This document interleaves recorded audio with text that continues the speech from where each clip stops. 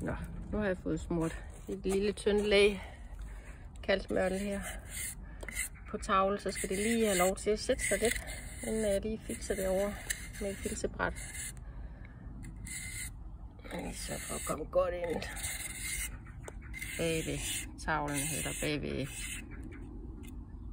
tømmeret her. Eller det ryger bare af. Så ikke for langt ud over.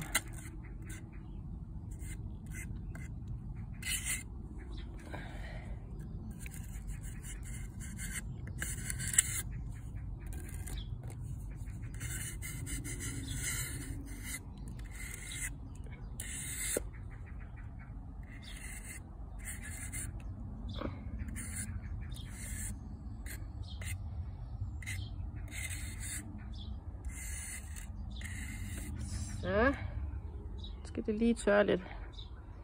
5 minutter i den her varme her.